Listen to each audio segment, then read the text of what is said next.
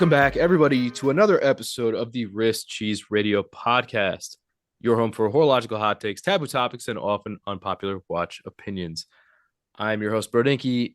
With me, as always, is my friend Schmidt. And in addition, tonight, we have it's almost like a third Potter, but also a guest. Anyway, Everett, you might know him from 40 and 20. He is also the co-founder of Foster Watch Co. He's joining us tonight. Everett, say hi to the people out there.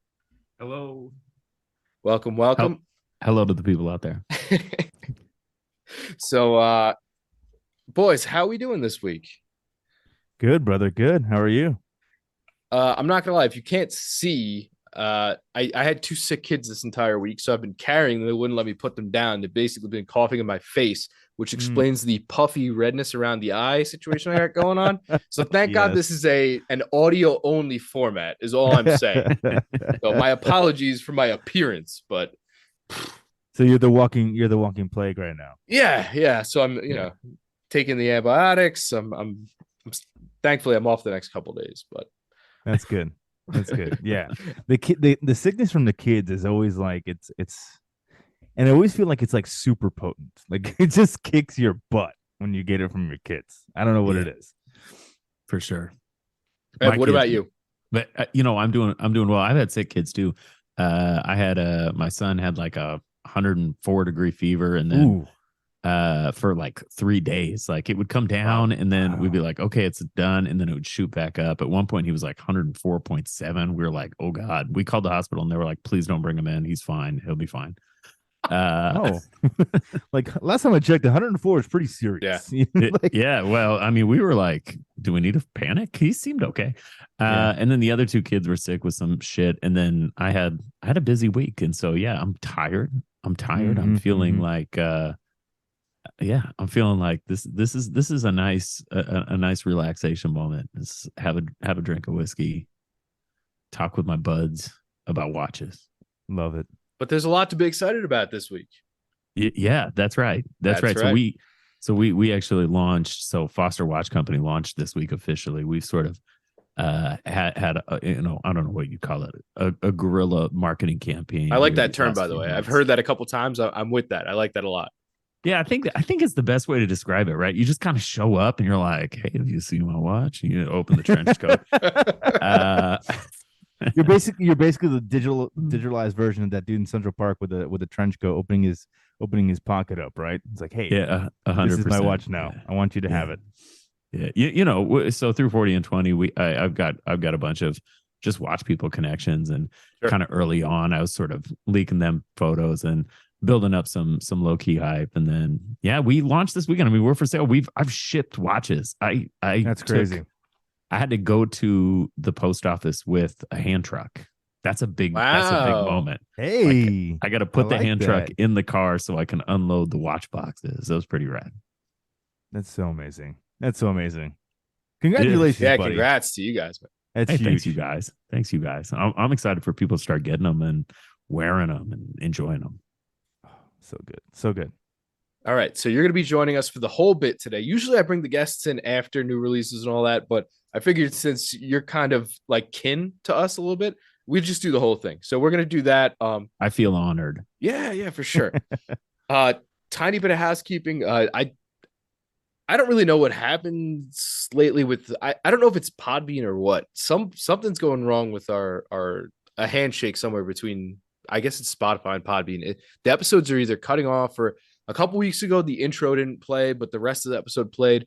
This week, it cut off at 51 minutes. The episode's like an hour and 2 or 3. And I don't really know what's going on, but, my sincerest apologies to our listeners. I know they're probably looking forward to that stuff, but I don't really know what's going on, because on the Podbean site, it's fully up there and I can listen to it. So I don't really know what the best solution is, but just know that it's not on my end. All right. I'm working my ass off here. And you guys aren't crazy either. No, you're also not crazy. Yeah, somebody said it was like this episode was like the Sopranos, where it just went dark. Yeah, fade to black. And I just said Q Journey, like yeah, basically. Technology. Every time you need it to work, it just doesn't want to do so. It's crazy. Yeah. And just I know I mentioned last week I had a little NWA going on. It is the Green Willard I got recently. I picked it off someone who didn't want it anymore, beat it up a little bit, and threw it on the forums for a very reasonable price. So I picked it up. I'm liking it a lot. The color's awesome. Wears pretty darn good for the dimensions. Right now I got it on Uncle Seiko. I think it's the chocolate bar it's known as. I'm trying to figure out my best configuration here. Might be a rubber, might be a NATO, something like that, because it's a little chunky, but really liking it so far. The shade of green is really great. Yeah. It's a olive drab, like military green, right? Very, very. Yeah. Now the dial is sunburst, which is very dynamic, and the bezel is matte, right? Pretty matte. Yeah. So there's a little bit of contrast there. It's really cool. It's not your typical, like, I don't know how to describe it. It's not the dial is more green and the bezel is a little touch more brown, so you get a little contrast there. And I think that Seiko said it's evocative of the Kalamata fields under Mount Fuji in August. I would absolutely buy that. As both a Seiko and an olive enthusiast. I love it. I'm here for it. Definitely. Thank you. Thank you, Everett, for that fantastic explanation. Contributing all right. This is why I brought him in early. I know my people. Right. I know my people. This is what we do. All right. So we're going to go to new releases now. This week, I swear to God, my head was exploding with new releases. I had to actually trim the list down. There were so many. I tried to get to most of them. Well, I guess we'll probably lump in the rest next week if I can't imagine there's going to be more next week in this same breadth of drops. So, Schmidt, I know you're excited to talk about this one. We got a new SMP. It's for the Bond 60th. Why don't you just take this one away and we'll just comment after with you. Wait, there was a Bond watch that was released? What? Oh, I was ready for this. I've been reeling about it all week. So yeah, new Bond watch for the 60th anniversary of the James Bond franchise. And I gotta say, I know that this one has kind of been, for Bond fans, has been a home run. For the watch community, it's kind of, been maybe a little bit lackluster because it's nothing really crazy. But I think that's why I love it so much. This is a very reserved Seamaster, and I like that it's a return to the original kind of 1995 GoldenEye era small wave dial Pierce Brosnan suave tuxedo version of the Seamaster 300 that so many of us fell in love with when we got tied into the watch family. I love it. I think the waves on I think the small waves on a modern Seamaster, I never thought they would look good, and they look amazing. Yeah. And I'm kind of in that thinking where I feel like they should come back. Is that a little too much to ask for?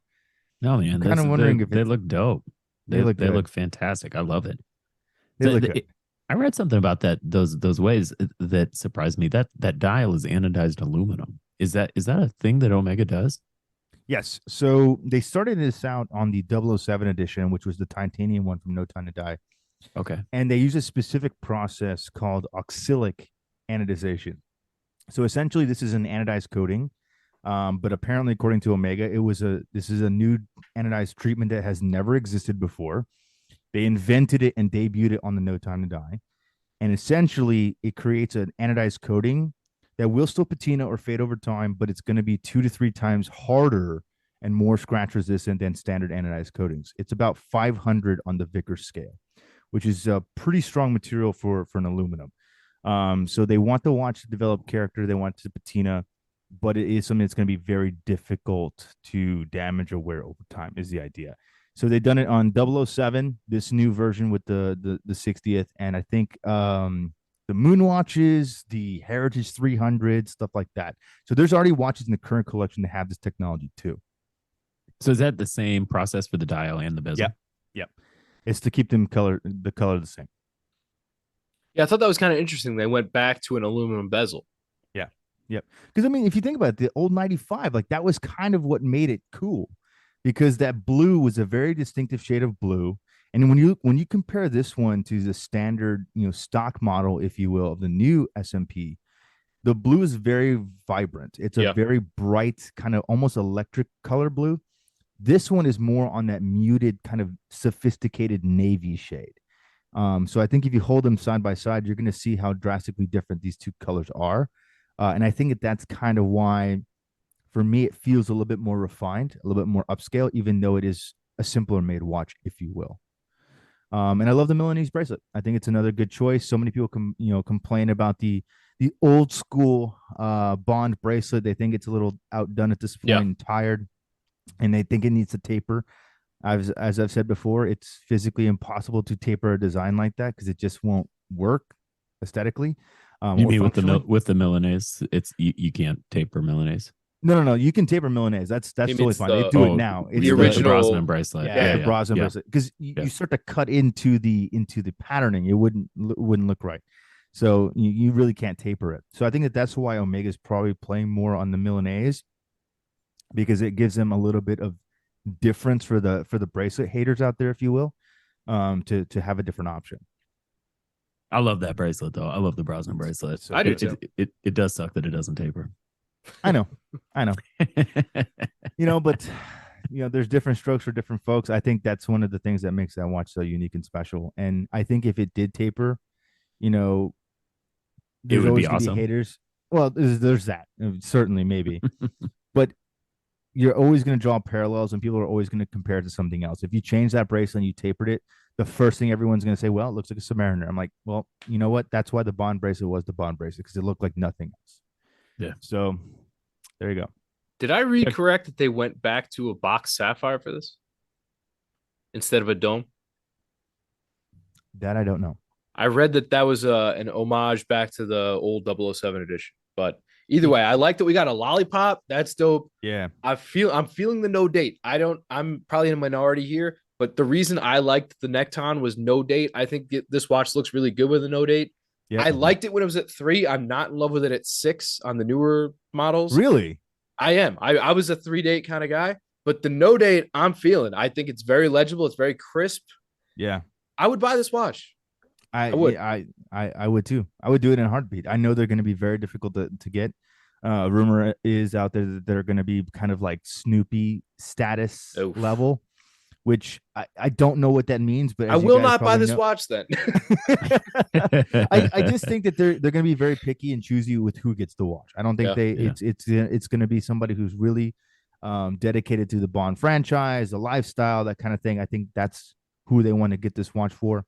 The same thing with Snoopy. They want people that are NASA enthusiasts and Speedmaster collectors to own that type of watch. It's not a watch for flippers. That's kind of what I think Omega's been trying to do with these specialty releases. But, regardless of people who are able to get this watch, I think they're going to get a home run piece. It's a very unique Seamaster. I think it looks great. It's got a lot of different riffs from a lot of different James Bond eras, which I like as well. And I think the little animation on the back is pretty clutch too. So let's talk about that, because I feel like that's going to be a point of contention for a lot of people. I think a lot of people are going to be split between awesome and gimmick. Yeah. I don't know. It's cool. It's a cool feature, I guess. I sort of like the Snoopy. It's cool. Do I need it? No. Is it neat? Yeah. I mean, the fact somebody figured out how to do this is cool. I got to say that, and that they attached it to the second hand and all, but. I can take it or leave it, I guess, is what I'm saying. It reminds me a little bit of those things you get in the cereal box where you turn it back and forth and you can see the kid running or whatever. Yeah, it's 100%. I think it's the same technology, right? So so the technology is called, and I'm gonna butcher the French. It's Moire. It's Moire. And basically, it's some type of moving illusion is kind of the way that it's described. And this can really encompass so many different things. But essentially how Omega was able to make this work, this is a normal 8806 movement, which is a no-date version of the 8800. It's a standard automatic watch, no problem there. But basically what they did is they mounted a rotating disc just over top of the oscillating weight that has a specific spiral pattern on the disc itself. As that disc rotates, it lines up with another spiral pattern that happens to be stationary, transferred onto the underside of the sapphire crystal. When the two patterns line up as that disc rotates, it creates the animation of the James Bond character walking in the opening sequence of every Bond film with the rifling. Exactly, right? So cool. So iconic, classic, opening for a movie. And you can see the actor doing the animation, which I think is very cool. It's consistently on. It's not like an on-off thing you can turn on or off, but it's consistently going, and it's something that you will only be able to view when the watch is off the wrist and turned over. So I think that this is certainly a nod to celebrate the iconicism that is the James Bond franchise. And what better way to do it with one of the most iconic movie opening sequences in the history of film? I think that's kind of cool. And I love that Omega did it in such a subtle way that you can only truly appreciate it if you are a fan, if you are an enthusiast, if you are somebody that wants to take a look further. That's what's special about it to me. From the outward appearance, that Seamaster looks just like a normal watch. There's nothing Bond over it. One thing that is different that I actually really like, is probably my favorite part of the whole watch, is the no arrow at 60. They put a 60 at 60 instead of a triangle. So subtle. That's my favorite part. I dig that. It's so cool, and it's not often that you have a number like that emblazoned on a bezel, especially. But I mean, you guys just did this with your Foster watch, right? You had the 12-hour bezel, so it's kind of a design thing that people like, and I think it's cool. It's different. Yeah, and it's 60, right? It's the right number. It makes sense. It works. So it works too well. Yeah, I dig it. It's so cool. Very, very, very subtle. And that was one thing. A good buddy of mine who's a huge Bond collector. He's been on the podcast before, Lorenzo. That was one of the things that he loved about this watch. He said to me, Omega could have gone one or two ways. They could have done full kitschy Bond 60th and it be all emblazoned over the watch, and it would have been a watch I would have passed on. For me, I love how tastefully they incorporated all the design aspects into this watch and still kept it subtle while paying tribute. And I think the 60 was a great way to do it. So it's going to sell. It's going to be hard to get. Don't kid yourself, but call your ADs, call your people, and see if you can get one. Hide your kids, hide your wife. All right, one movie watch to the next. I think when this watch dropped originally, people were really hyped about it. They saw it in the movie Interstellar. This is the Murph from Hamilton. This is a great example, I think, of the industry listening to the people on this one. Yeah. The original one was 42 millimeters, but the lug to lug was insane. 52 millimeter lug to lug, right? So they dropped this one again. It's in 38. It's a great size. Like the original. It's a great size for everyone, right? So 38 by 11, very nice, 80-hour power reserve, 100 meters. However, from 52 lug to lug down to 44.7, also 22 millimeter lug width down to 20. Yeah, wow. But much more wearable, much more wrist friendly. The only difference is you're not getting the Morse code markings on the second hand. But that wasn't original in the watch. That was something that they added on. That was the gimmick for the. That was the gimmick for the. And I honestly truly believe that's why they went with 42. Because I think the only way to make that Morse code legible would be to increase the size. But I'm a big fan of this watch. I mean, I love the Alpinist, so this is kind of almost like a Hamilton analog to it. Sure. Cathedral hands. I mean, I don't really mind the Fotina or anything. I love this watch a lot when I saw it, but my friend actually bought one, and I was like, I could never ever wear this. So I'm glad they did this. No, I think this was a good move. Yeah. And in the realm of watches, I mean, $895. Yeah, that's not cheap, but it's also in the realm of the game we play in. That's not horrible. I hate the Fotina. I'm just gonna say it. I hate the Fotina. Blasphemy. Use C3. Just use C3 on this, right? We don't need it to be brown. Just use C3. Use creamlin. Yeah, come on. Why the brown? I hate it. I hate it. I hate Fotina. But wasn't the original watch this way? Yeah.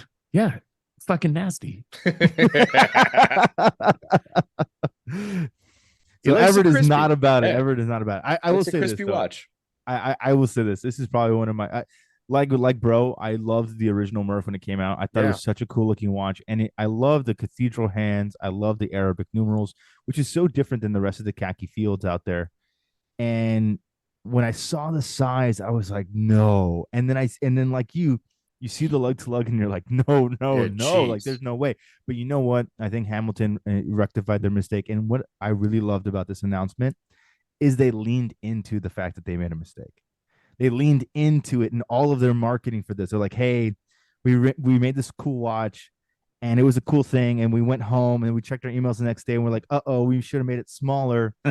And they did a whole advertising campaign around this, which is for me an even better selling point as to why I would want to buy a watch like this, because the company realizes, hey, the customer is very important. The customer is something that we should take seriously, and we want to give our customers the best product we can.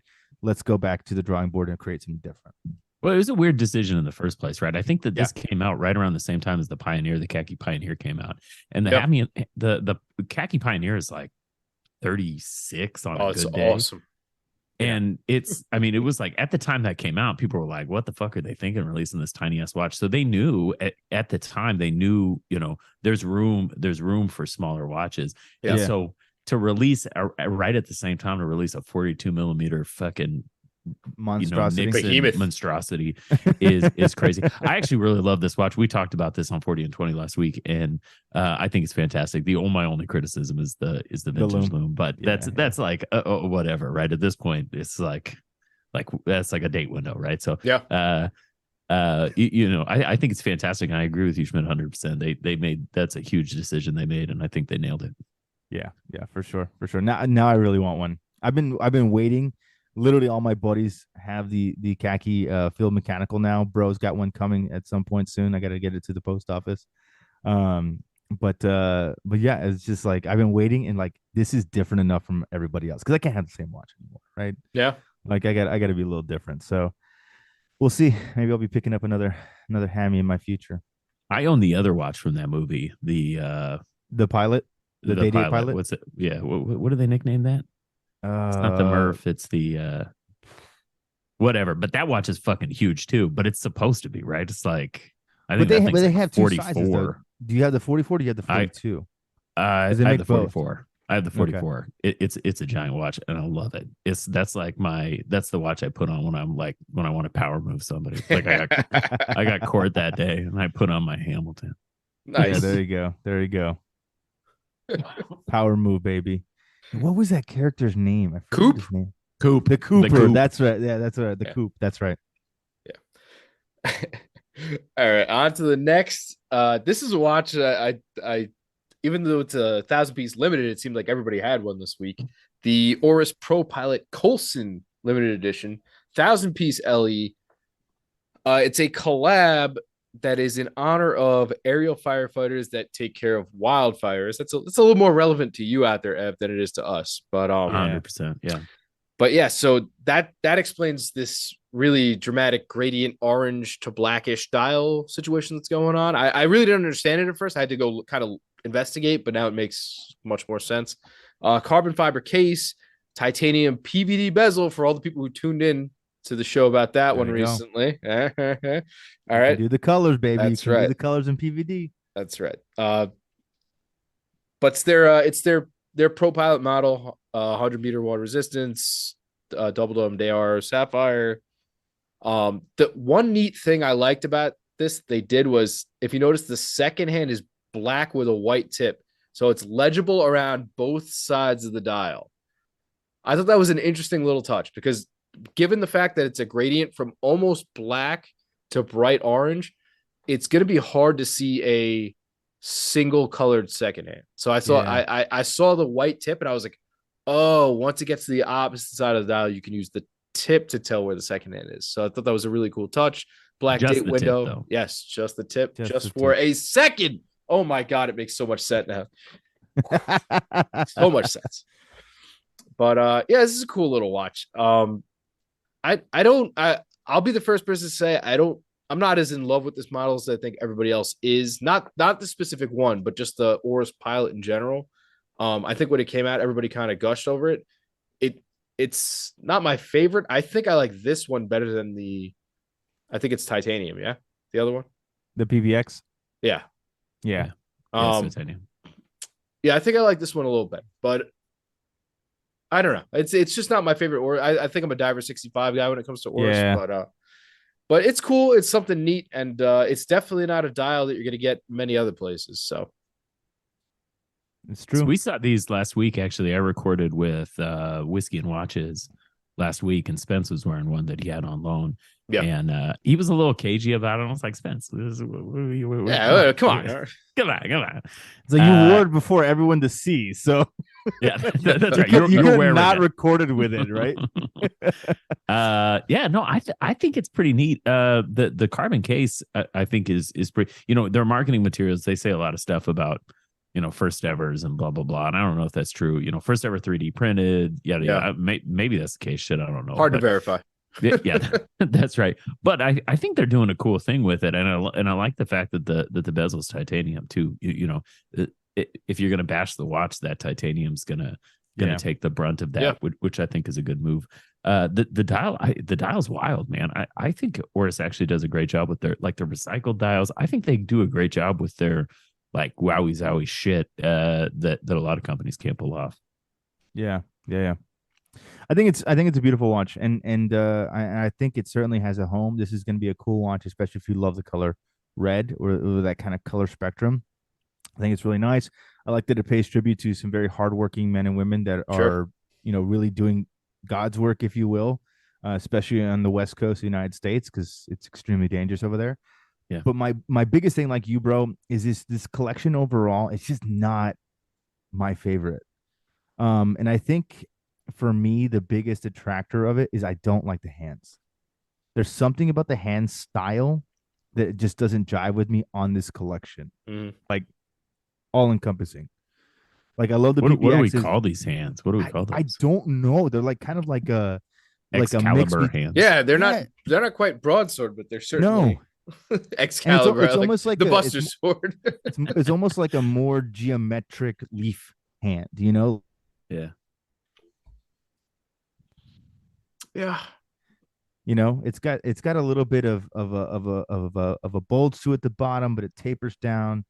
So it's good looking, but it's just not a hand style that I personally like. But other than that, the watch is amazing. And I think if you're a big fan of Oris, this is certainly a cool watch to get.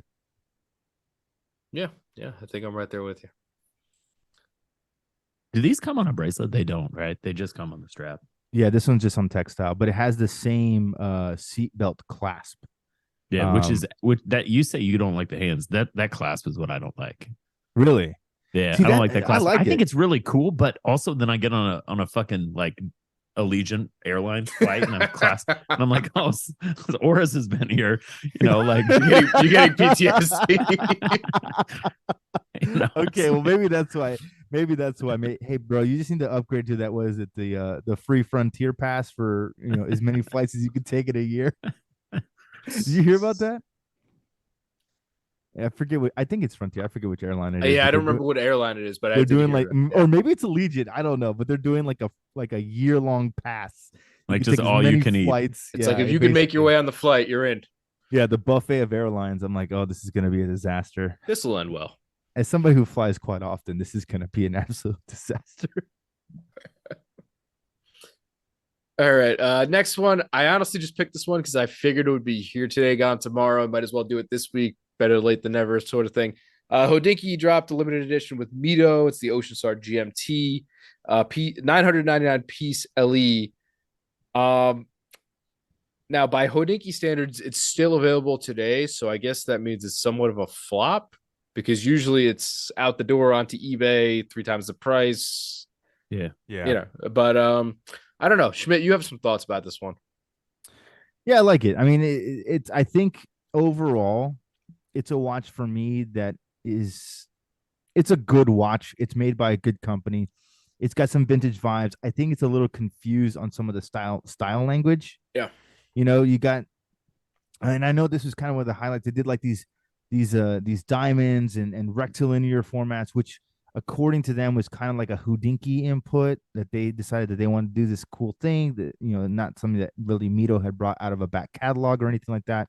Mm-hmm. So I think it's a good looking watch. I don't think you're going to get a bad watch if you decide to pick this up. For me, it's really a non-starter, but you know what? This is the year of GMT. So everyone and their mother's releasing one. Thank you, Seiko 5 GMT. Decided to start the catalyst of all the brands scrambling to release GMTs. But I think it's a cool watch. I think it would be nice if you have one in your collection, but for me, it's not really one that I would rush out to get. The Ocean Star GMT is a big watch. I've had one of these on before, and it's a huge watch. I think they shrunk this down. They said 40 and a half. Yeah. The one I tried on before was much much bigger than that. I don't know how big, but much bigger. So I don't know if that's something Hodinkee did or if that's something. Oh, you know that's 100% what Hodinkee did.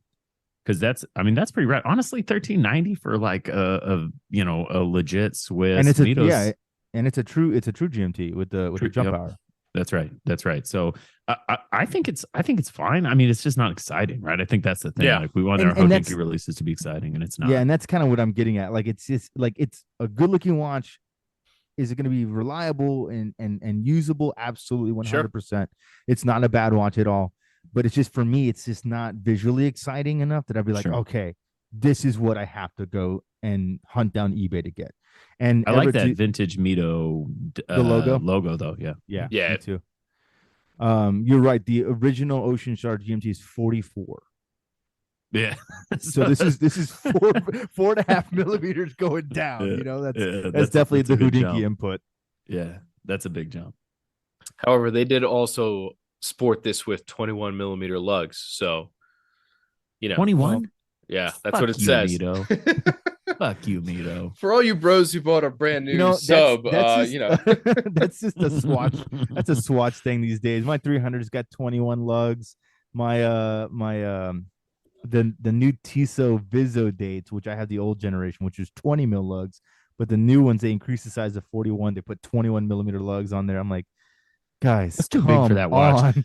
That watch has always been too big. But that watch, they shouldn't have made it bigger. They should have made it smaller. That's dumb. Yeah, I don't think they've sold too many of those, to be honest with you. I see them in the showcases everywhere. So they need to make a 38 Vizzo date. Or 37. I mean, that Vizzo date should be 37. I love that dog bowl would look fantastic at 37. I think it's so good. It's such a good watch, but it needs to be smaller, not larger. But they're Tissot's in bed with the NBA, so they got to make big watches for all the NBA players, right? For the big dudes. Yeah. A lot of 21s coming out lately. Do you think are companies in cahoots with Big Strap? Is that what's going on here? Yes, that's exactly what's going on. Strap Habit needs to sell more 21 millimeters. That's what's going on. Big Strap is getting in the way. Yeah. But at least that Ocean Star GMT gave you a 21 millimeter Milanese mesh. So there you go. Speaking of Milanese mesh, one more watch back on the Milanese mesh. I didn't want to lump two in before, but this one, I feel like this one's got the people divided. It's another Seamaster 300 meter, but this one has a ton of gems around the bezel and a silicone dial. Yes. So this dial is going to be piece unique, basically, kind of like the Oris Upcycle, where you don't really know what you're kind of going to get when you order it. Similar idea. This is like unrefined silicone, and you're just going to get whatever pattern kind of comes to you. It has 12 shades of diamonds around going. Yeah, diamonds. Yeah, diamonds going green to yellow. So, this is also a Bond 60, right? This is also in the Bond 60s. Okay. Yeah. This also has the animation, I think, too, right? Yes, it does. Yeah, it does. Yeah. Okay. It just the back of this one, since it is the luxury version, the movement has gold components. So the bridge is gold and the rotor is solid gold too. It's the 8807, right? So same movement. 8807, yeah. So it's the 8806 movement with the gold upgrade.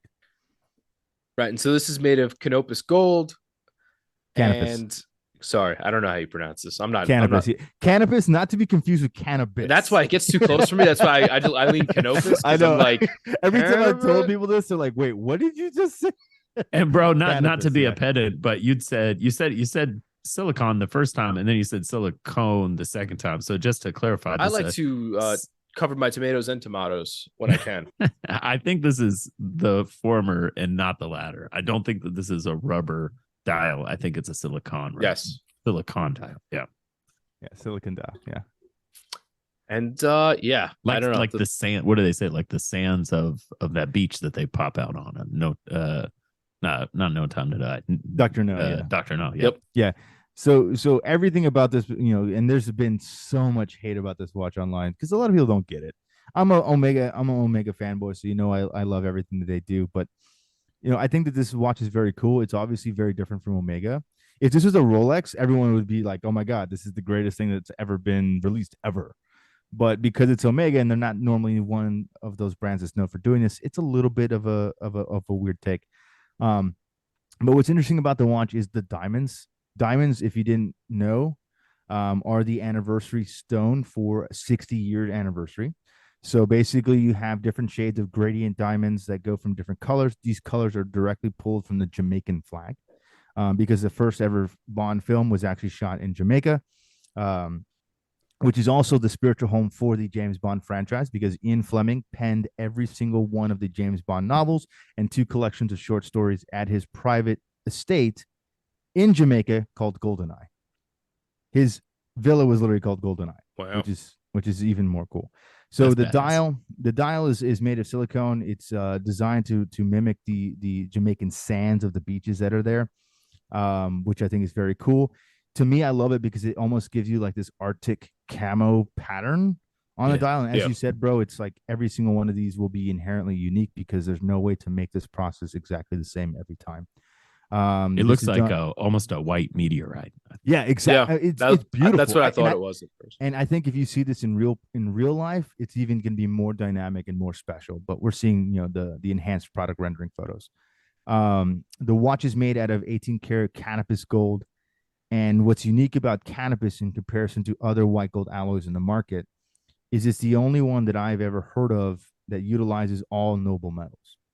So basically, it's platinum, palladium, gold itself, and rhodium to make the mixture. So this white gold never oxidizes. It doesn't fall away in its coating or plating or anything like that. It does not need to be rhodium plated, which is extremely expensive, because the material is literally made out of all the precious materials. Really, no other white golds are done this way in any of the watch and jewelry industry. So it's a very unique material. It's extremely heavy given the price point, and especially because it's made out of 4 noble metals. That equates the price point. It's definitely not a watch for everybody. That is 100% true. But the interesting thing about these types of watches is James Bond fans, James Bond collectors, these are probably already gone. 100%. At Yeah, they didn't make very many, right? Yeah. $140,000. No, they're not going to make very many. But what's crazy?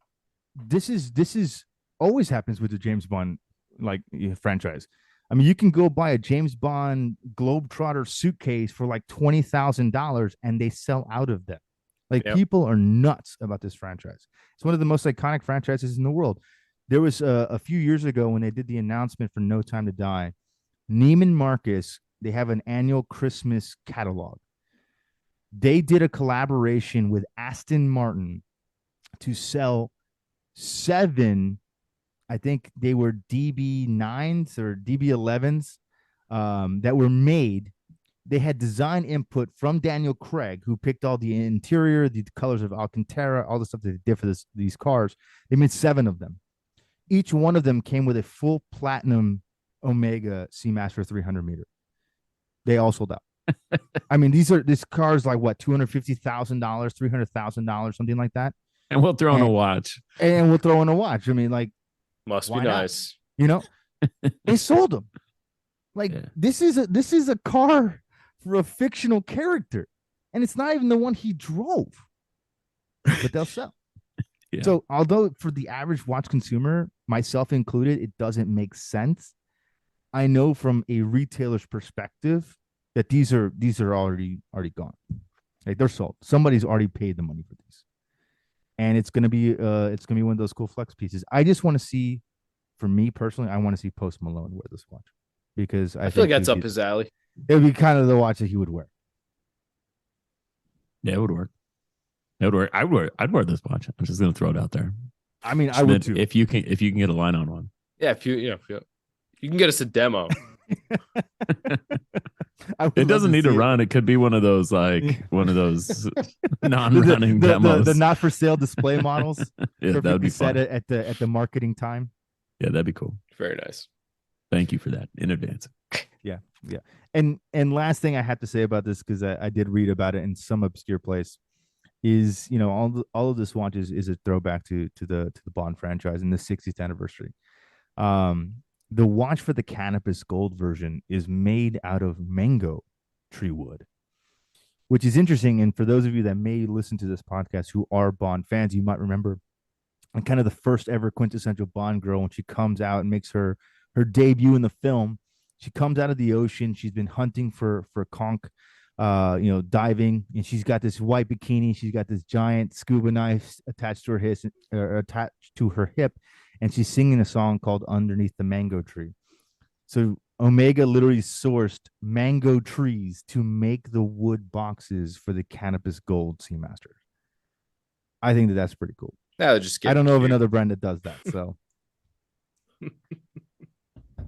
it's silly, it's ridiculous, but so is watch collecting as 100%. So, there's nothing about this that's not silly. There's nothing about this that's not silly. Yeah, our show last week, Andrew, my co-host, like railed on cartoon watches, and I'm like, the whole thing's kind of fucking dumb. So whatever. It is what it is. When in Rome, somebody bought a candy RM. Okay, like let's just be honest with you.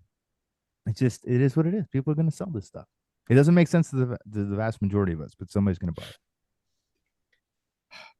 And that brings us to our final new release of the week, and sort of driving force behind the show, the Foster 11 Atmos Skin Diver. So Everett, why don't you take this one away, and you can kind of recap it. We'll go from there. I've heard of this watch. So this is Labor of Love. This is the watch that I envisioned as I was, as all enthusiasts do, right? We all have like a watch that we'd like, right? Yeah. Or we'd like to make, perhaps, right? Yeah. And this was that watch for me.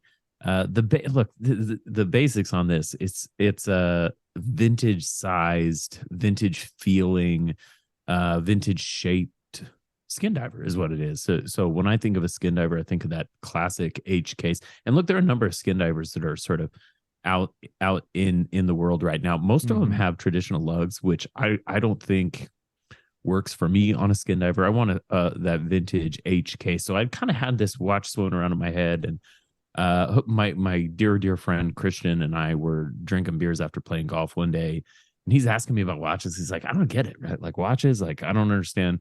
He was just curious, like, what are you doing? Like, why you podcast about watches, you talk about watches, and he's sort of like asking me questions and like trying to understand like the pathology of the watch nerd, and sort of at the end of the conversation was like, would you ever think about making a watch?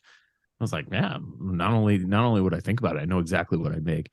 And I more or less described this watch, and I think he could see like how I thought it out and sort of the passion behind, he's asking me questions about it. He's like, well, why would you do that? And I'm like, oh, well, because of this. And I think what I had described to him was like, I know because we've played this out a number of times since then, but I described to him like a department store skin diver from the 70s. Oh yeah, like the Sears and Roebuck, 100%. I think I said Montgomery Ward's, but actually is what I said, right? So we started, we basically right away started making drawings for this. I just drew it with a pencil. I drew the top down. I wanted to have an asymmetric case. I wanted to have, but not like full on Benris, right? Like something in between. At the time, there was a watch kind of near and dear to my heart, the Astor and Banks Sea Ranger, which kind of had us, and I was like, this is so good. So kind of like, actually the dimensions here mirror the dimensions of a Speedmaster. You wouldn't know it looking at it, but it's the same proportion of asymmetry as in a Speedmaster. Interesting. Yeah. And I wanted to have like a really specific case shape. And I don't know if you guys have seen a profile on this. Let me take it off. I'm wearing one of these Zulu Alpha straps. Do you guys know this company, Zulu Alpha? Yeah. I have their Blackbeard strap. So that guy Darren also, he's a rad dude. We had him on 40 and 20 a while back, and I was like, that guy's fucking awesome. But I wanted to have this. You guys can see this. The folks at home can't. Wow. But I had this image of a really curved case that would hug your wrist, and furthermore, this is maybe the pièce de résistance. But the case back, I wanted the case back to sit flush to the case back. I didn't want to have a booty. And we actually, I don't know if you guys can see that. I can see the case it. Back actually recesses, or the case back actually recesses into the case. So at 6 and 12, it's actually inside of the watch, so that when it hugs down on your wrist, it hugs real tight at the ends. You don't get that booty that pushes up. And I drew it and we sent it out for like renders, and then like we just started going. And before you knew it, like I came home one day from work and my wife was like, I had to pay the UPS guy $2,000. And I was like, what? She was, it took delivery of 300 watches, you know. That's knock, what freight. Here's your money. That's what freight costs on 300 watches. Apparently, now you know. It wasn't a $2,000 that I hadn't expected to spend that day, but yeah. And here we are. We're launched and we're selling watches. Actually, so this is Sunday, the 27th. I think the first batch of watches will be getting to people tomorrow. Awesome. Wow, that's amazing. Yeah, that's amazing. And we launched on Friday. Monday, people are going to have watches on their wrists. It's amazing. It's so cool. It's so cool. I love the design, and I love also that you went with different color choices than what most people probably would have defaulted to on a first launch. No blue. I love the fact that you just went full send. Like, I want traffic cone orange. You got it, my friend. That's got to be the one, right? I mean, I know it comes to me, black, green, and orange. Traffic cone orange got to be the one, right? That would be the one for me. We're almost sold out of it. I think we have single digits of that watch of left. That one, right? 50 of the orange. Yeah. And you're gonna have to ramp that up. Those are rookie numbers, man. You're gonna have to pump those numbers up, man. We're down to single digits on that. You know, I got to be honest with you guys. I only wanted to make black, and my business partner was like, "This doesn't seem like a good business move." And I was like, "But this is a black watch, right? Have you ever seen a 1970s Sears and Roebuck or a Montgomery Ward skin diver in anything but black?" Yeah. The answer is no, because they don't fucking exist. And he was like, no, but this isn't that. This is something different, and we don't have to. We don't have any rules, and we should do other colors. Yeah. So we prototyped a couple of grays, and gray would also be really nice. So like a nice anthracite color, I think would be really pretty. We prototyped the first gray we prototyped came off kind of purple, and then we prototyped another gray and it came off kind of gold, and we didn't really like either one of them. Okay. And so at that point we got a blue, an orange, and a green, and at the same time we got that second gray. And the orange, first of all, that orange is like, it's like a blood orange. It's pretty red. If you see the actual Pantone, it's pretty red. Some of the colors it looks more pale, and some of them it looks darker. It's a super dynamic orange. And so as soon as we saw that dial, we were like, oh, that's it. Okay, yes. And the same with the green. Yes. All the yes. That's right. We were actually about 50-50 between the green and the blue, and ultimately went with what we're calling the Joey Harrington. Joey Harrington. We're not formally calling it that, just nice. For the record. Informally calling it that, though. Yeah, so many good nods here. So many good nods. Yeah, and 39 case is kind of ideal nowadays, but 12 millimeters thick with the crystal for a diver, that's it's a dome. It's a dome ideal. Crystal. It's 12.1, and it's not a diver, right? So 11 Atmos. It's a skin diver. Right. We think it could be. Our factory at least thinks that it could be water rated deeper than that. But 11 Atmos is what we wanted from the beginning. So it's if you can get us to 11, we're good. Just turn it up to 11 and then stop. Yeah, I mean it's 110 meters, right? Yep. So I mean, as Jason Heat would famously say, is like you don't really need more than 100. And we took that advice and gave it just a little bit more. Yeah, I mean it's cool. And again, here's the reality. I am a person that dives in watches. I would wear this certainly diving as well. There's the vast majority of the public are doing nothing but desk diving. And the most water action that watch is going to see is the sink when they take it off to wash their hands because they're afraid of getting it wet. Right. That's it. That's it. There's very few people out in the watch world that are really truly adventurers that will wear their watches and beat the crap out of them for everything. It's just not a common thing. People, they spend good money on these products and they want to preserve them, and I understand that. But I also feel like sometimes you miss out on those opportunities to wear a cool watch. And I don't know if the next generation is going to have the patinaed watches the way that we do have them today, because nobody's wearing them like that. So Well, we want people to wear this watch. So it's absolutely. a PVD coated bezel. And so it's going to patina. And it's a one piece, right? So it's not just the insert's going to patina. You don't have that steel shroud. Yeah. But the whole thing is steel, but you don't have that silver steel shroud protecting that. So this is going to patina, which is what we want. We want this thing to, I sold one to a mechanic the other day, and he was talking, and I was like, "You're gonna wear it when you're wrenching?" And he's like, "Oh, no, I would never do that." And I was like, "Man, I would really love it. You should do that. Could you please?" He's like, send it to me after a year so I could take a look at it and do some update photos, please. And the 110 meters is a little bit of a middle finger, right? For people that buy, that's my favorite part of that. People that buy a fucking watch with a helium release valve, and then they only wear it, inside. And they like only set their wrists down on a padded a padded wrist tray. Rest. Yeah, that's right. So they don't scratch the clasp. And it's like, your watch has a helium release valve. Can you please fucking wear it? Whatever. I don't care. I'm not really mad at anybody, but we wanted this to be a watch that people would wear. We kind of envision this as like a vacation watch. So this is like when you go on vacation, you always have to decide, what do I bring? And we were like, well, we want a watch that you could just wear the whole time. So it's thin enough to go under your cuff at dinner, but also wear it at the swim up bar, and it's going to be fine either way. I know that sounds kind of cliche or whatever, and it is, but that's really what we were trying to do here. A watch to wear on vacation in the sand. I love it. With mango trees. That's right. Underneath the mango tree. That's a song if you didn't know, by the way.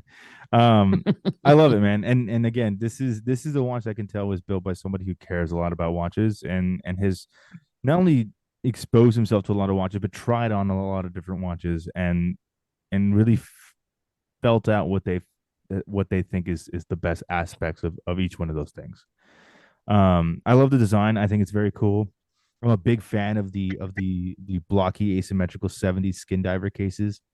I think there's something very cool about that, and it's one of those designs too that I know is done with intention, because it's not a sexy design.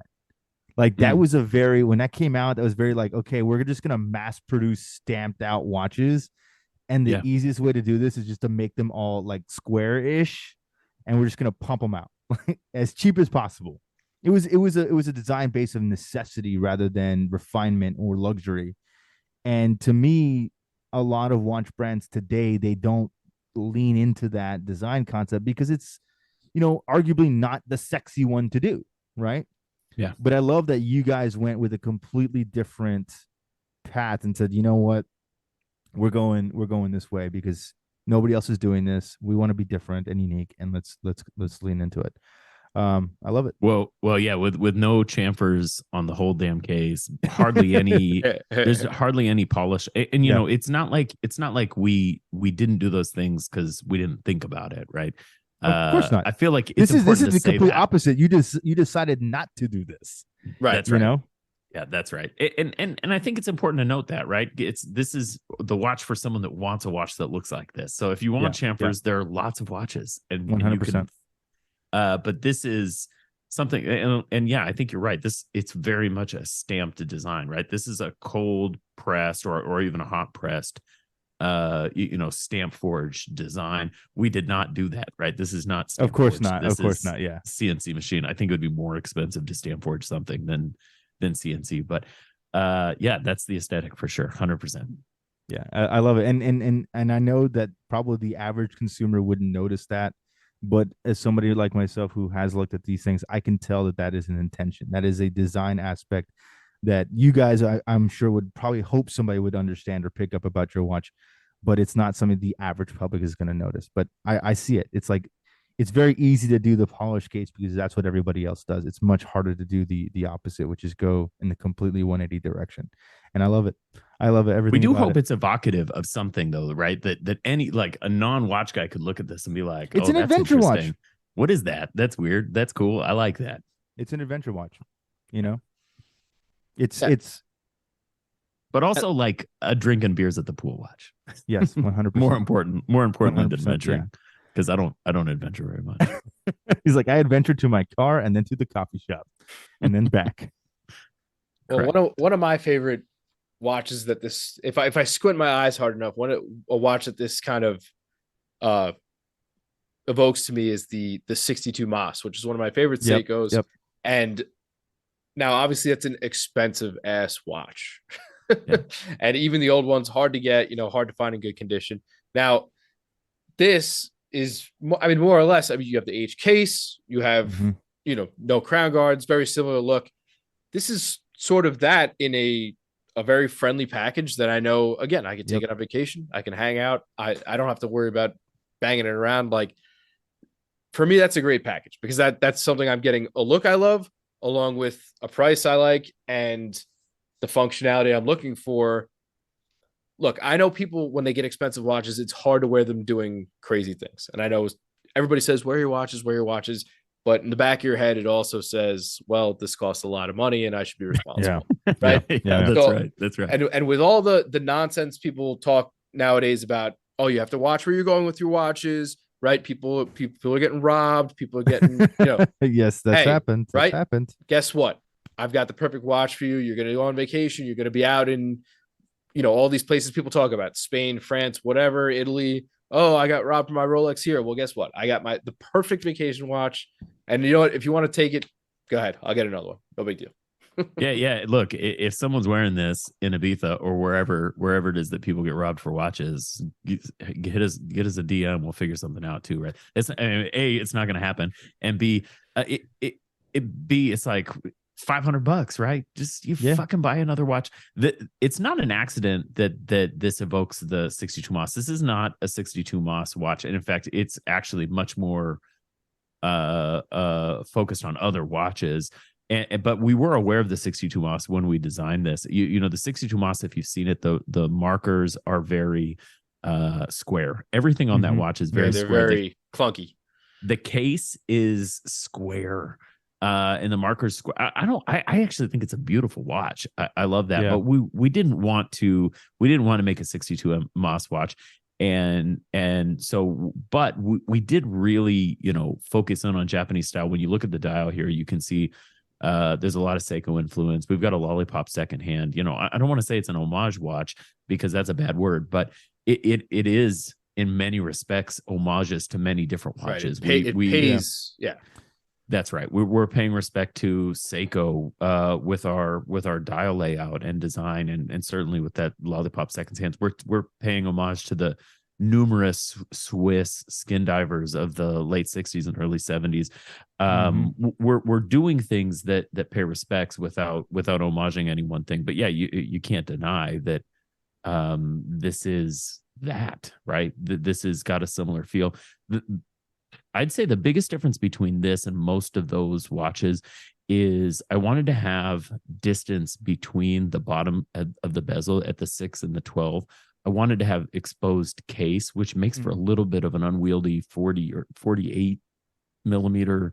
We probably could have gotten that down to about 46, but I really liked. I wanted to push that out a little bit to give some case there. It lengthens the case visually, and I thought we could get away with it with the curve. And I think we've done that. I know, bro, Debbie Case and Crown. Yeah. And she put this thing on and it was like, it's totally, she's got a tiny wrist. I don't know how big it is. It's probably like 3.5 inches. But it just didn't work. Right. And so that's something to note. But yeah, we were definitely looking at those things as we made this. But without, we didn't want to mirror anything. We wanted we knew what we wanted it to look like. Yeah, it's not an homage, it's tribute. It's paying tribute. It's paying respects to some great designs out there. And again, arguably, no matter what we do or what we create, everything is going to be inspired by something.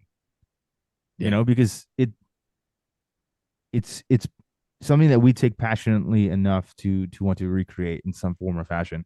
And it's true. I was looking through some of the other photos of not your stuff, but just overall 1970s skin divers. And you're right. The bezel is almost touching the very, very top of where the lug would start, before the strap is actually attached to it.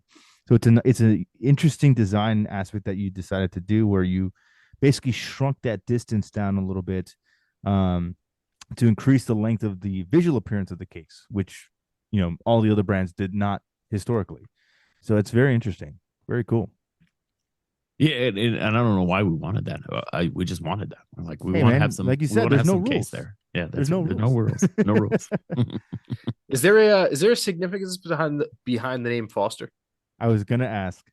Yeah, so there is when we visualized the watch and the name of the watch, the 11 Atmos, which is actually the name of a line. It's the 11 Atmos Skin Diver, right, which should create some expectation of additional 11 Atmos watches for you at home. But we didn't have a brand name, and so we were talking about our names, regional stuff. Christian, my partner, has secured a bunch of IP over the years, and we were going through some of the IP he had secured, and he was like, well, I've kind of got this one piece of IP that I thought I was going to use on one project, and I'm not. It's Foster. And I was like, dude, I grew up on Foster Road in Portland. And he was like, yeah, that's what it's about. And what? And we kind of, yeah. And Foster Road in Portland, there's a whole sort of thing here. And I don't want to make too big of a deal of it after kind of being transparent about the evolution here. But Foster Road is this diagonal road. Portland, the east side of Portland, is a grid. And Foster Road cuts across the grid. It sort of starts in the middle and then cuts across the grid, and it goes through like the worst part of Portland, or at least historically. And that's where I grew up. I mean, it's the hood. And I was like, yeah, this is like, that makes me feel warm inside, right? The idea of it, this really blue collar neighborhood, and and it's kind of a blue collar watch. Grain. That's right, 100%. I love it. And we kind of like wrote it out like, oh, it'll look good on a dial. There's just a ton of opportunities. It sounds good. Yeah. So it's named after Foster Road in Portland. That's super cool. And what like serendipity for that to be a thing, right? Like that's totally. That's when like you just know, like that's what we're doing, like right there. That's the Boom, one. we have it. Yeah, that's right. That's so cool. That's how that conversation went. Yeah. That's so cool. I love it. Now, no project like this comes without some sort of a few hurdles along the way. What would you say your biggest one was? Well, neither Christian or I know anything about making a watch. And so learning how to make a watch was a big one. Doing what I've done for the last 5 years or so, I've met just a ton of people and I've made a ton of connections. And so we were able to pretty early on tap into some of those connections to be like, what should we be doing? I had originally connected with an OEM, and we started talking to them, and they were like, well, you can't do acrylic crystal, with more than 50 meters of water resistance. And so we fired that OEM. And then wait, what? Hold up. Yeah. More than 50 meters? Yeah, that's what we were told. So I was like, we fired them, right? Yeah, as you should have, because promptly every single dive watch in the history of mankind up until the 1980s was made with acrylic crystal. Yeah, Seiko begs to differ. Yeah, that's right. And so we, but really just sort of knowing who to trust. I think you asked for the hurdles, knowing who to trust. So we're not blessed with a family lineage in watchmaking and ownership in a factory in Vienna or whatever. And so there's not that connection, industry connections. We had talked at some point today about how that sausage is made, and it really is, there's a lot of things I don't know about how our watch is made. Even today, you can't get into China, you can't see the factories. And so there's but so with that in mind, knowing who to trust, we found a fantastic OEM. You guys know those guys, or you at least know who they were, and relying on the folks that I had met in what I was doing, podcasting, and feeling confident that these people were going to take an interest in what we were doing and be willing to answer hard questions. And there's a couple little like manufacturing quibbles. We wanted to do a one-piece 48 click bezel, which is pretty atypical. 48 clicks in and of itself is super weird. Yeah. And then to do that in a one-piece bezel was a challenge because I can never get this. I think you increase the margin of error or you decrease it. It's one of the two. I can't remember. It's harder to get it right with 48 clicks. So 120, if you're not lined up, you're fine because you can't tell because there's so many clicks. Right. 60 clicks, that gets harder. With 48 clicks, it becomes really hard. And so our factory originally said, hey, we can't warranty these. So we're going to make them. Some of them aren't going to be lined up and we're not going to eat that. You're going to have to eat that. And that for a $500 watch, we just couldn't do that. So we initially had gotten our prototypes with an insert.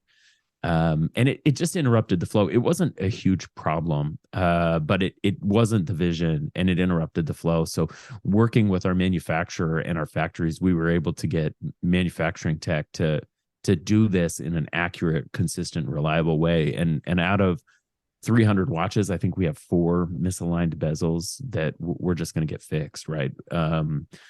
And when I say misaligned, you can, with the fonts that we used and the type of bezel, we don't have real sharp indexing. Right. And so if we're off a tiny bit, we probably wouldn't even notice, and you certainly wouldn't notice. But there's been a handful of them was like, well, that's off. Yeah. That's not right. But I think literally 4 watches out of 300, which is totally acceptable. Yeah. That's good Yeah, stuff. for sure. So, but yeah, just I mean, to answer your question more on the nose, just figuring out who to trust, because short of doing the work yourself, you've got to put trust in people. And we've had an incredibly good run of individuals that have helped us. And that's not even the people that have like talked to us and given us advice. And, the amount of people that gave me design advice on this thing is I can't even count the amount of people. So I know I'm kind of talking about what made it possible as opposed to the challenges, but that really is, because you don't know, you just don't know. Yeah, for sure. That's been the biggest challenge, is not knowing. And it's got to be very intimidating because, I think secretly every single person that's in the watches has always been like, you know what? I wish I could get the wild hair and just be like, I'm going to start my own brand. And it's like, you come to this moment where you're like, I literally know nothing about the thing that I'm so passionate about when it comes to not consuming the products, but manufacturing it. Like, how do I make leathers? How do I source nylon? How do I make a crystal? Do I do sapphire? Do I do a mineral? Do I do acrylic? And you guys went acrylic, which, again, much respect, old school. I love it. I'm a Hezzy boy, as bro is as well. Like we're all about the Hezzy boy life for sure. Hezzy boys for life, right? Yeah. So for me, it's like there's certain things that can be so intimidating, but I'm very thankful that you guys have delivered something like this that's truly unique to the industry, because it's special, it's different, and it's well thought out, and I think it has its own distinctive language. And yes, it can pay some little bits of tribute and homage to some other pieces there. But so many things that come out still do to this day. But I love the design. I think it's very, very cool. That's really kind. That's really kind, and it makes me feel good to hear it. But you're right. We all have that dream, and it's like, well, yeah, if I had the opportunity, I'd do it. But there are these moments along the way where you're like, what did I bite off more? Can I chew? Yeah. What are we doing? I think the most recent one I had was when we were talking to the packaging manufacturer about die cutting the foam inserts for the boxes. I was like, I'm out. Like I'm out. Like 300 watches sitting on my front porch. Like I'll get a loan. I'm out. And you figure that shit out, but it's like, it's really, can I do this? I can't do this. What have I done? I can't do this. And still today, so, I'm like, I'm not sure I can do this. Yeah, it's got to be surreal. It's going to be very surreal. So speaking of chasing your dream and making your own watch, has anybody seen the Dave Portnoy special? Oh Brick Watch no. Company. Brick Watch Co. Oh no. So for those who don't know, he is the stool presidente of Barstool Sports, and he decided, I've always loved watches. I want to try my hand at this, and we're talking $2,400 Salida SW200 watches that are, Oh, I don't know. God. If you look at them, they're just they're a little, I guess, a little confused. Yeah. I don't know how else to describe them. No, You it's not know- confused. It is a piece of shit. These things Yeah. are fucking terrible. Like I This don't. You Everett, can you can slam this guy because he's a millionaire and he doesn't care. That's true. These are fucking terrible. But I'll say this. I mean, and Everett, correct me if I'm wrong because you've already gone through this. But this is like one of the budget renderings. The manufacturer shows you via Zoom to be like, hey, we can make this watch, and you're like, absolutely not. This is garbage. I don't want it. Yeah, no, I mean, I don't know. I don't even know what these things are. That it doesn't look like there's any design here. There's no design. No, But it's an oyster what they bracelet. look like? it's a hodgepodge. You know what they look like? What? They look like if you guys remember a few years ago when Tiffany launched their watch line. This looks exactly like the Tiffany CT60. Ooh, hold on. I'm gonna pull this up. Yeah, I'm gonna have to Google that one. Like almost identical. That was a quartz watch too, right? Oh yeah, look at No, that. it was an automatic. So they had the CT60 Chrono, but this is the CT60, the standard one. It's got Arabic numerals. Yeah. Date. Fence post hands. Look at the case in the bracelet. Yeah. Well, but the CT60 looks a lot better. Oh, 100%. Because it was designed by a Tiffany. well-established jeweler who Yeah. had resources in the industry. But this looks very similar. I mean, even the font is very similar to the dials. I wonder if that's because I was trying to figure out like where did this watch come from? Like he didn't come up with this watch. Like where did this come from? No. Well, maybe he did. Shit, I don't know. I don't know what I don't know. I bet you're right. I bet that's what this is. I mean, it's the only thing that I've seen that looks like that, especially the lugs and the actual bracelet design itself. Because that CT60 bracelet design is very, I don't want to say like iconic, but it's very specific to their design. Yeah. Well, it's got a little bit of like yeah, no, I think you might be right. I think I think the mystery has been solved. Yeah. As soon as I saw this, I was like, what does this remind me of?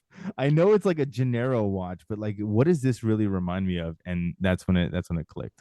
You know, he released an Instagram like story today where he's kind of like talking about it.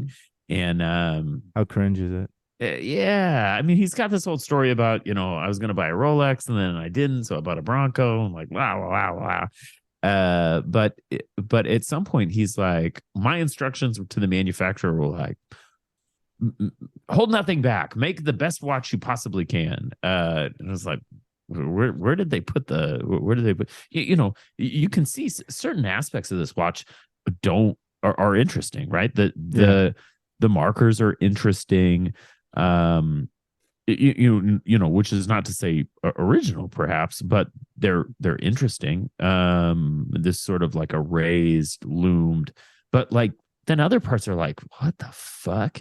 Actually, the hands on this, at least in the renders, the hands look interesting. Like these could, those look like they could be nice hands, but then like always earned in like a script at the 6 o'clock, and then I kid you not, Brick Watch Company all spelled out in fucking Arial at 12 o'clock.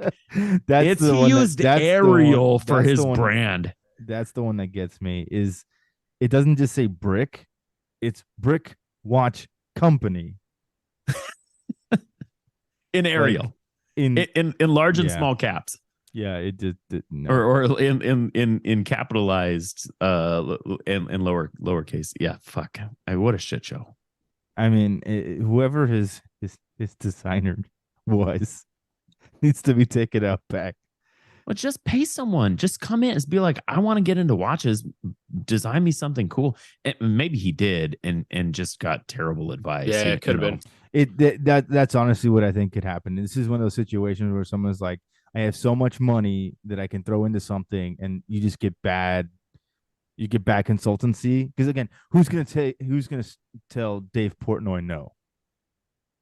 You know what I Yeah, mean? well, Like, people will buy these, right? There's of going to be course. like Barstool people that are going to buy these. Bros are going to buy these. Yeah, I mean, 100%.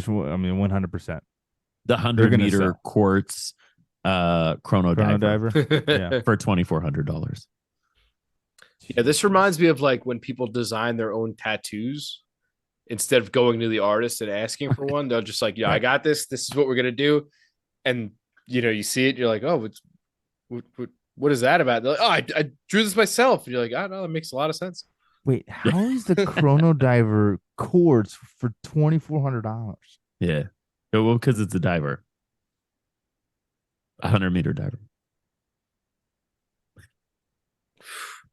I'm literally at a loss for words.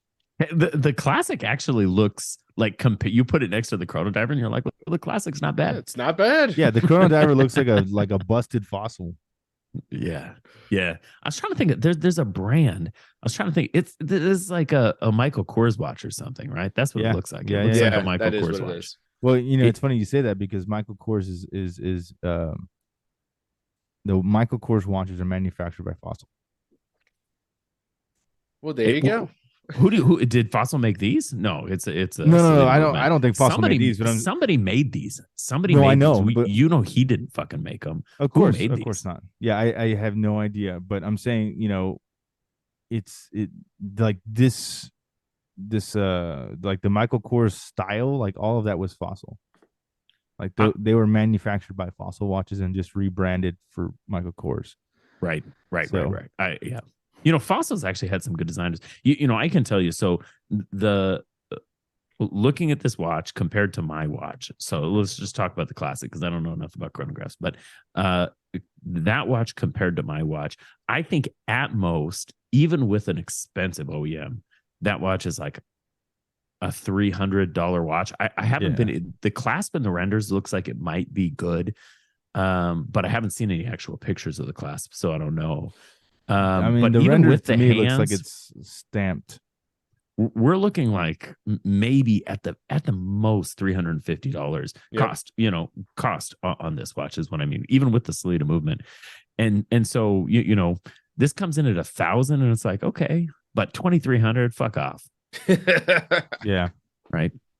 $1,000, 1,200, like, okay, 2,300. That's just a middle finger. That's like, egregious. That's a crock of shit. Yeah, and but the worst part is though, our watch community at large is going to be so not vocal about this. On the grand scheme. Well, I'm saying like on people the are grand torching scheme of him things. already. People are torching. I mean, I get that, but I'm saying like the watch community at large is a very small community compared to the guys that are Barstool fans. Sure. It's as much as we're gonna complain and rant and rave on the forums, like nobody's gonna do anything. It's definitely not gonna make a blip on Dave Portnoy's radar. Sure. Well, that may be the case, and people will buy him. But like for my money, if his first name's not Tom and his last name's not Ford, I'm not buying his bullshit quartz watch. Yeah. Hey, at least you'll save the ocean when you do it, though, right? Yeah. Well, I guess there is a thing. He's doing 20% of profits or 20% of sales to a foundation that he set up. And we all know that can go terribly, terribly awry. But that's a cool thing. So, we're talking $2,000 or $2,400. So $500 per sale to his 501, which I think is like a small business 501. That still makes it, even take that away, we're still talking about $1,900 for this piece of shit. So yeah. But you know what though? I think that's probably my favorite part about your watch though, is that it's kind of the antithesis of this. It's kind of the no bullshit watch. Yeah. Right. It's kind of just this is what it's about. Here it is. It's well priced. Have at it. The water resistance is good enough, probably. Yeah. Fuck around and find out. No battery needed. Yeah, and again, like I said before, your watch was designed by somebody who's passionate and designed with intention. You've thought through every single aspect of the design, and this brick watch company is designed by someone who's like, hey, I want to make a watch. I know nothing about them, so I'm gonna pay all these people to do it for me, and then they'll just help me make one. That's Do you guys it's know who lazy. It's lazy. Do you guys know who Nick Harris? Or right? Do you guys know what Orion Watch is? Yeah. Yeah. So Nick Harris is the owner of Orion Watches, and Nick has been a friend of mine for years. I just really love that guy. And when I was designing this, I'm also working on other watches, right? And when I designed the very first design for our second watch, or probably what's going to wind up being our third watch, I sent it to Nick and I was like, what do you think? And he said something really valuable to me. He said, the world does not need more watches. And that was like kind of hard stop. And I was like, say more. And he was like, look, you've made a watch. And yeah, I'm sure it's cool. Like, it'll be cool. You'll get it in metal. It'll be fine. But what are you doing here? Like, and not talking about the 11 Atmos, by the way. And in fact, I think he was contrasting with the 11 Atmos because this watch I had designed was something different. And, it was such a good point. And I was like, well, if we're not designing something cool, what the fuck are we doing? And it was such a simple statement, and it really made me rethink what we were doing. And I think that Dave Portnoy doesn't have someone giving him that advice, right? He's just making a watch. I don't want to say it's a cash grab, because I hate it when people say that. He's an entrepreneur. I don't think it's a cash grab. Yeah. I mean, how could it be? Yeah. But it's just another watch. Like, there's nothing here, right? He didn't design this. And if, and I mean that like in the like philosophical sense, right? Obviously somebody designed it, but they got paid too much. Like there's nothing about that watch that makes me think like, oh, I see what they're doing here. And that's the problem with this watch more than anything. Yeah. Yeah, absolutely. So speaking of, what's up next for Foster? Yeah, Foster. So we've got, as I alluded to earlier, the 11 Atmos is a line of watches, which, maybe spoiler alert, is going to be our entry level line of watches. This is a inexpensive watch. It's probably, we're underselling this by about $100 in terms of practical margins, long-term healthy business type margins. So we need to get the price up a little bit, but still we're hoping to keep it, extremely affordable. So we've got, I think our second watch will be a field watch. In fact, I'm almost confident. I'm almost positive at this point. It will have a very similar case. It'll have a bigger aperture on the dial. But a very similar case, no rotating bezel, probably blasted, although we might do brushed variants as well. We might change the bracelet. We'll definitely change the dial. We'll probably, I should say, change the handset. The handset's been a little controversial. People don't love this handset. I'm going to tell you right now, this is the perfect handset for this watch. And I do, just for the record. I do. I love this handset. It's the perfect handset for this watch. And if you think that's not right, you're not understanding what we're trying to do. With that said, I understand why not everybody loves it. We'll probably do something different on the field watch, because I don't think that handset makes as much sense on a field watch. And yeah, so that's coming next. I think we'll probably play more with colors, because we gotta make watches that people are going to buy. So we'll play with colors. We've got some fun ideas, I think, with that. We're also right now, well, we've been designing a pro diver, and to credit Nick Harris, we want to do it right. So still playing with some case designs, and I would say I'll say this: we're looking at Tag Heuer, 70s Tag Heuer for references, looking at Monin, that sort of stuff. And when I say pro diver, it'll be a 200-meter watch. It'll be sapphire. It'll be the goodies, but with definitely some vintage aesthetic. But probably the trappings that you'd expect out of a more premium piece. So we haven't decided about movements, Japanese or Swiss. We really like the Miyota movements, but we might play around with Soprod perhaps or Salida. I think are both in the runnings. There's a couple of Chinese micro rotor movements that I think are interesting, but I'm not sure we'd go that direction, at least with that watch. Yeah. So yeah, those are the two watches that are on the horizon. The Field Diver probably being, or the Field Watch probably being the the Field Diver. The Field Watch probably being the one that we get to next. Love it. Very cool. Love it. I'm here for it. Yeah, you guys made faces when I said Tag Heuer. Hopefully those were good faces. I couldn't. Those are good faces. No, that's an era of watchmaking I really enjoy, to be honest. All right. Yeah, So. I love the Monin case, and I think nobody's doing it well today. There's that, I can't remember what's the name of that company that just came out. They've got like a scuba dude on the dial. It's a Swiss company. Oh yeah. The yes. So basically, you're talking about the case where the crown guards they almost look like they're pinched together. Yes. That is So that's a Monin case, right? Is essentially what that is. And we wouldn't do that. We wouldn't be that on the nose with it. But that some of those lines are kind of what we're using for to get us started. It'll be different than that. But yeah, we're playing with that right now. Yeah. Full send. All good things. Full send. But hey, wow. I mean, this is probably gonna be one of our longer episodes, which is great. It should be.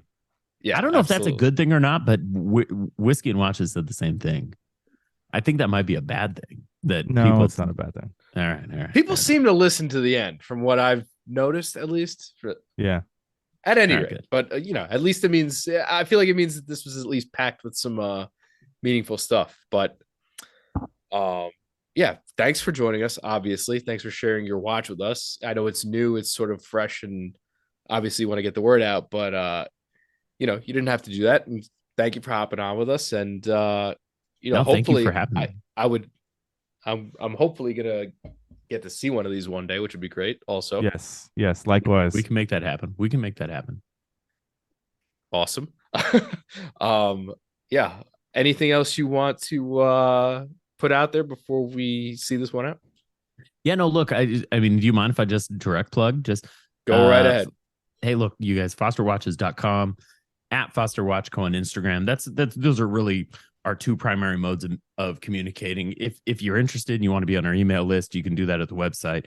But yeah, fosterwatches.com, available for sale right now. And if this first weekend's turnaround was any indication, you order the watch, we'll probably have it to you within a matter of days. So I know we're in a pre-order Kickstarter world. That's not what we're doing here. We've purchased these watches. We own them. So please, for the love of God, take them off our fucking hands. He's like, I'm sitting on sales pitch I've inventory. heard.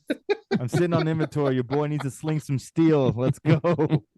Let's go. That's great. Everett, thank you for joining us. And if you haven't already, please check out 40 and 20 40 and 20, the Watchclicker podcast. I always have to get that right. I know it's when I hopped on with you guys, you were just 40 and 20, but I've also known Will quite a long time. So 40 and 20, the Watchclicker podcast. Check out Foster Watch Co. And we'll catch you next week on Rich Cheese Radio. Peace.